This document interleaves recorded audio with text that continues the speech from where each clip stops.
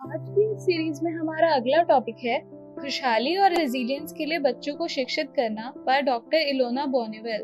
Doctor Ilona Boniwell ने अपनी चर्चा की शुरुआत एक बहुत ही सरल सवाल पूछकर की कि आप अपने बच्चों के लिए सबसे ज्यादा क्या चाहते हैं। एक शिक्षक के रूप में और एक अभिभावक के रूप में जवाब देने की कोशिश करें। वे ये समझती हैं कि इसका उत्तर बहुत ही सरल होगा, क्योंकि ज्यादातर लोग अपने बच्चों की खुशी चाहते हैं। कुछ लोग अपने बच्चों को खुश रखना पसंद करते हैं, तो कुछ लोग अपने बच्चों को अपना लक्ष्य प्राप्त करते हुए देखना पसंद करते हैं। वहीं कुछ लोग अपने बच्चों को स्वस्थ देखना पसंद करते हैं। लेकिन खुशी सबसे ज्यादा आम बात है जो हर कोई चाहता है। लेकिन स्कूल हमें वास्तव में क्या सिखाते हैं? स्कूल अंग्रेजी, गणित, सोचने की क्षमता सिखाते हैं, लेकिन वे खुशी नहीं सिखाते। स्कूल हमें ये नहीं सिखाते कि हम कठोर परिस्थिति में कैसे उभरें। इसलिए हमें अपने बच्चों को उनके बेहतर भविष्य के लिए तैयार करना होगा। किसी को नहीं पता कि उनके बच्चों का भविष्य कैसे होने वाला है। कोई नहीं जानता कि उनके बच्चों का भविष्य कैसा होगा, उन्हें नौकरी मिलेगी या नहीं, वे हमेशा के लिए एक जगह पर रहेंगे कि नहीं। हो सकता है उनके भविष्य में उन्हें बेरोजगारी का भी सामना करना पड़े। उनके जीवन में एक ऐसा भी समय आए जब वे इस दुनिया से भ्रमित होकर कहीं खो जाएं। उन्हें बहुत सी समस्याओं का सामना भी करना पड़ सकता है। एक समाज के रूप में, माता पिता के रूप में, एक प्रणाली के रूप में हम वास्तव में अपने बच्चों को जीवन के लिए कैसे तैयार कर रहे हैं, हम इसके लिए जिम्मेदार हैं। वास्तव में हम उन्हें क्या कौशल सिखा सकते हैं? हमें अपने बच्चों में खुशी को एक मौलिक कौशल के रूप में सिखाना चाहिए। हमें उन्हें कुशलता के बारे में सिखाना चाहिए। हमें उन्हें यह सिखाना चाहिए कि कठिन समय का कैसे सामना किया जाए, क्योंकि यह सारी चीजें उनके जीवन में अवसाद के समय यानी डिप्रेशन के टाइम उन्हें मदद करने वाली है। आगे डॉक्टर बोनेवेल डेटा के आधार पर बताती हैं कि 11 से 15 वर्ष की आयु के 2% बच्चे और 16 से 24 वर्ष की आयु के 11% बच्चे डिप्रेशन से पीड़ित हैं। एक सर्वेक्षण के अनुसार बच्चों में डिप्रेशन बहुत तेजी से बढ़ रहा है। हमारे समाज में एंजाइटी डिसऑर्डर बहुत प्रमुख है। शैक्षणिक विफलता, ड्रग्स, धूम्रपान, शराब, ये सब डिप्रेशन के मुख्य कारण हैं। तो हम वास्तव में खुशी क्यों सिखा रहे हैं? हाँ, ये हमारे बच्चों से नकारात्मकता को दूर रखेगी, लेकिन खुशी बच्चों में अधिक रचनात्मकता भी लाती है। खुश रहने वाले लोग ज्यादातर रचनात्मक होते हैं। वे नई जानकारी के साथ प्रयोग करने में सक्षम होते हैं। वे नई जानकारी के बारे में सोचने में सक्षम होते हैं। वे बेहतर ध्यान केंद्रित करने में सक्षम होते हैं। वे अपने जीवन में अधिक सफलता प्राप्त करने में सक्षम होते हैं। वे अधिक आशावादी होने में सक्षम होते हैं। और आशावाद इतना महत्वपूर्ण क्यों है? क्योंकि आशावाद ही आपको बुरे समय में उभारता है। आगे डॉक्टर बोनेवेल हमें सकारात्मक मनोविज्ञान को पढ़ाने के कुछ लाभ के बारे में बताती हैं। सकारात्मक मनोविज्ञान का एक बहुत ही प्रसिद्ध अध्ययन दर्शाता है कि एक कॉन्वेंट में 2 प्रकार की नन यानी साध्वी रहती थी। जो नन अधिक खुश रहती थी, उसकी आयु कम खुश रहने वाली ननों की अपेक्षा में 9 वर्ष अधिक थी। जो लोग अपने जीवन में खुश रहते हैं, उनके बीमार होने की संभावना बहुत कम होती है। यदि आप एक बहुत ही ठंडे कमरे में खुश लोगों को कुछ समय के लिए छोड़ दें, तो उन लोगों के बीमार होने की बहुत ही कम संभावना है।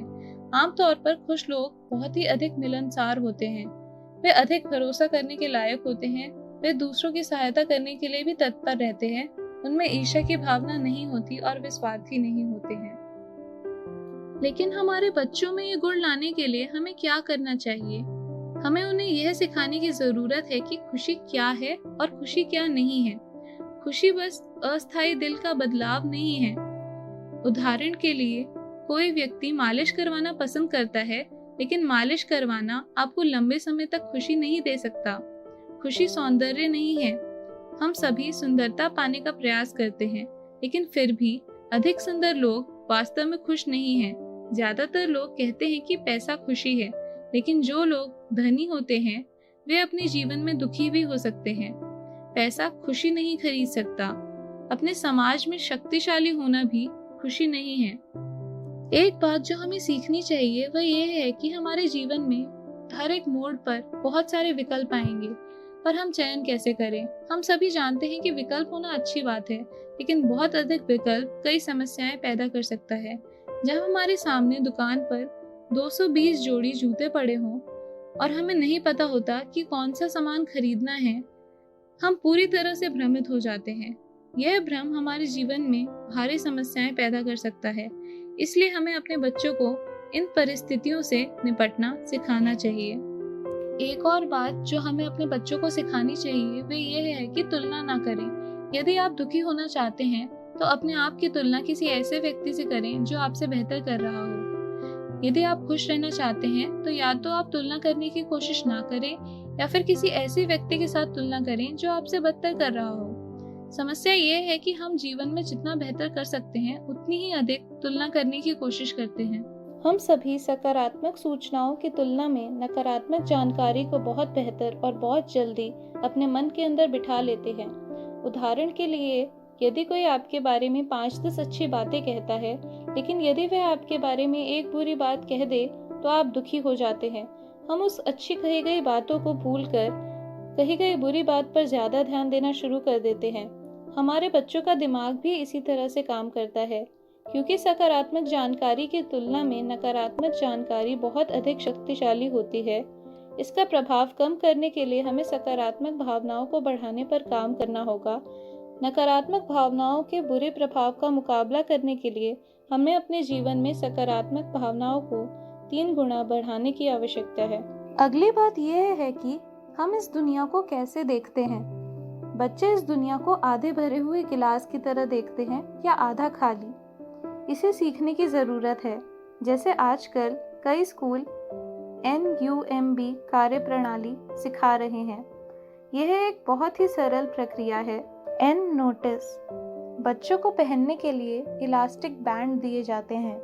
जब भी उनके दिमाग में नकारात्मक विचार आते हैं तो बैंड लाइट जला देते हैं। You understand. जब भी आपके मन में नकारात्मक भावना आती है तो आप इसके जड़ों को समझने की कोशिश करें। अगर इन भावनाओं का आना बंद नहीं हुआ तो ये स्वास्थ्य पर बुरे प्रभाव का संकेत है। इन नकारात्मक भावनाओं के प्रभाव कैसे बढ़ते हैं उसे बच्चे जानते हैं। M manage. हम इन नकारात्मक भावनाओं का कैसे सामना कर रहे हैं। हमें वास्तव में इन नकारात्मक भावनाओं को उभरने से रोकने का एक रास्ता खोजना होगा। उसके लिए हमें विज्ञान की आवश्यकता है। सबसे अच्छा तरीका व्यायाम है। अगर आप रोज थोड़े ही वक्त के लिए दौड़ते हैं तो आप उसके बाद खुद को ताज़ा महसूस करेंगे। यदि आप 2 मिनट के लिए भी ध्यान यानी मेडिटेशन लगाने का अभ्यास करते हैं तो आपके मन से सभी नकारात्मक विचार गायब हो जाएंगे। उदाहरण के लिए, जिन स्कूलों के भी बच्चों ने ध्यान लगाने का प्रयास शुरू किया है वे उल्लेखनीय परिणाम दिखा रहे हैं। B build on the positive emotions. सकारात्मक विचारों का निर्माण। हमें बच्चों में हर परिस्थिति में अडिग रहने की भावना को विकसित करना चाहिए। हमें बच्चों को संज्ञानात्मक प्रक्रिया की पहचान कराना सिखाना चाहिए जो विभिन्न परिस्थितियों का सामना करने पर उनके दिमाग में जा रहे हैं। नकारात्मक घटनाओं के संज्ञानात्मक परिणाम भावनात्मक परिणाम को बहुत बुरी तरह से प्रभावित कर सकते हैं, इसलिए हमें हर घटना से सकारात्मकता हासिल करने की कोशिश करनी चाहिए। आगे डॉक्टर बॉनीवेल हमें कुछ ऐसे गुणों के बारे में बताती हैं जिससे हमारे अंदर मुश्किल समय से लड़ने का साहस विकसित होता है।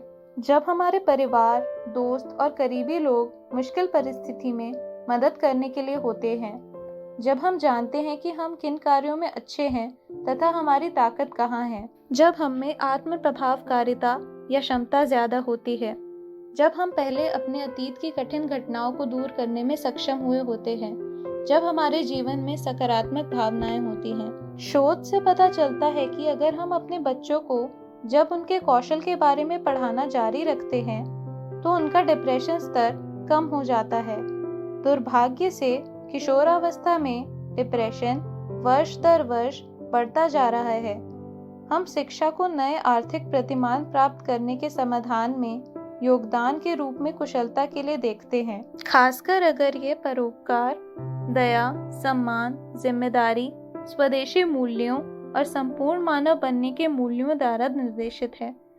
वास्तव में हम जानते हैं कि शिक्षा जो दूसरों के लिए सरोपकार दिखाती है वह व्यक्ति की विशिष्टता को कम करने के बजाय बढ़ाती है। एक अच्छा इंसान बनना खुद के बजाय दूसरों की कुशलता में बड़ा आनंद लेना सीखना है।